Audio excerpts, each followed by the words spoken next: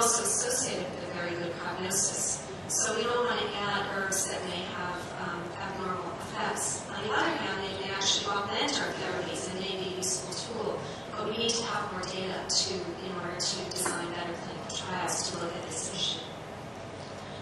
Another relates to acceptance, particularly in young children. There's been concern that acupuncture may not be accepted by children. As a pediatric oncologist, I spend my time trying to avoid sticking children with needles. So to add acupuncture seems to be contrary to what we often practice. And the other, which is probably more an issue in the West than here in China, where children grow up with the use of herbs, is that the bitter taste of the herbs may not be palatable, and it may be difficult for us to introduce them to, especially in a child that's sick and going through cancer treatment. And then last is the issue around training. Cancer practitioners, acupuncturists need to have special skills in working with children. You can't put acupuncture needles in a 2-year-old and have them sit still for 20 minutes or so. Maybe here in China, but in the West, again, because it's not been part of our culture, it may not be as easily accepted. So the practitioners really do need to have special skills in working with this agent. So it's important, as you've been hearing at this meeting, that we have more research. And again, I put up the Institute of Medicine report from 2005, calling for us to be comprehensive and evidence-based and to use the same general research principles in evaluating both types of treatments. And along that same line, the International Society of Pediatric Oncology also issued guidelines that were published in 2004. Calls for the healthcare team to be attentive to those therapies that are harmful, but also, and just as importantly, to not discourage the use of non-harmful therapies. And many of the TCM therapies that we've been learning about these 2 days may fall into this category. I'm not going to spend time on this because we've seen this in several of the presentations, but I do want to point out, this is a hierarchy of evidence, and what we need to really change clinical practice, especially in the West, is more evidence at the top of this pyramid. Unfortunately, especially in pediatric cancers, most of the data is really down here on the bottom in the form of observational studies and very few randomized controlled trials. There are a number of areas to research, and I think we've discussed most of these today, so I will skip over this, but it is important to remember that these do apply to research in children with cancer as well.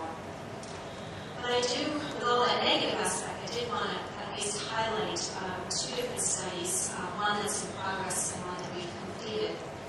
The first is a study of electroacupuncture treatment for delayed chemotherapy-induced nausea and vomiting in pediatric patients.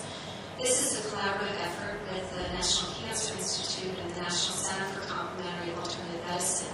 The study chairs Dr. Patrick Mansky, and I'm the representative for the Children's Oncology Group. The Children's Oncology Group is a large research consortium of over 280 centers in North America and a number of other centers. So it really is an ideal environment to study these types of therapies because it affords access to a large group of patients. This is a prospective double-blind study. It compares an active acupuncture treatment versus a sham control. And it's the use of the acupuncture is being studied with the first chemotherapy treatment cycle before patients have developed any experience with nausea. And the follow-up is with the second subsequent cycle. And we're using standard anti-nausea points, P6 and ST36. The study is primarily addressing the role of electroacupuncture for delayed chemo-induced nausea. And this is particularly an issue in pediatrics, where many of the newer generation anti-emetic medications have not been approved, or we don't yet have doses. In addition, though, we're looking to get some information on mechanism of action.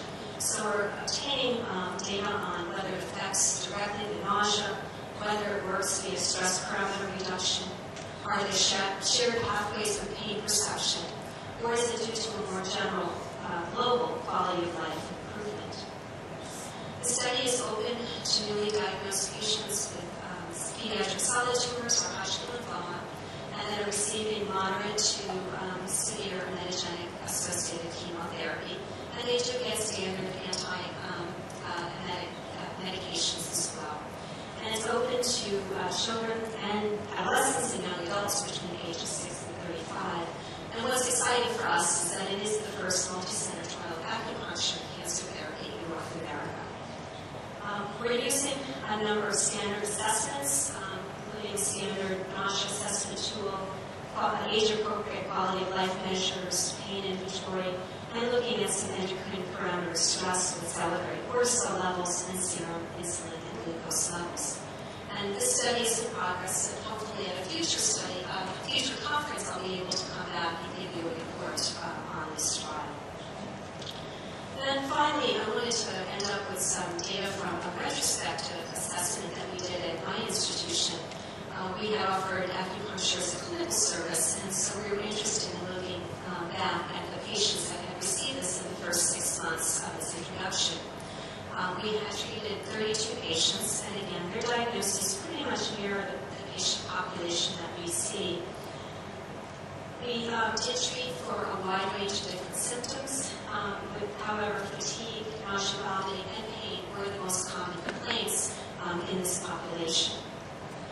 One thing I did want to highlight, which may be a bit controversial, is that we opted to not restrict the use of acupuncture by platelet counts. We felt that patients routinely receive subcutaneous injections for granulocyte colony stimulating factor, and felt that in the hands of experienced acupuncture that we were not worried about any complications. However, we did monitor closely for it.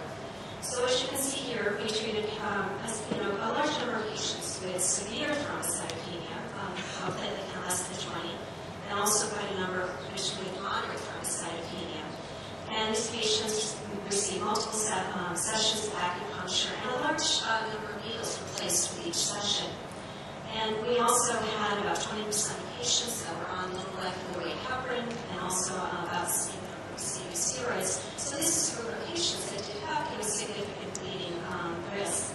However, we only saw one superficial hematoma, and otherwise had no bleeding complications with this approach. And so we're now opening a prospective study to further evaluate this, and to also to really tease out the factors associated with acceptance of acupuncture, so that we can use this data for planning a larger study. So to summarize, I've shown you that children in the West are also using TCM therapies, but they're using it in combination with many other types of CAM modalities, and also, in general, using it in more of a reductionist way. We believe that the integration of these therapies may be useful for symptom management, but it's difficult for us to tease out because of the wide range of therapies in use. We need more research, and we need to use rigorous principles to investigate this, and hopefully with greater international cooperation we'll be able to advance this field. So just finally, I wanted to show you a picture at our center. This is one of our practitioners obtaining a TCM diagnosis and administering acupuncture in our outpatient setting. And just to thank all the people that I work with that have enabled me to do this studies.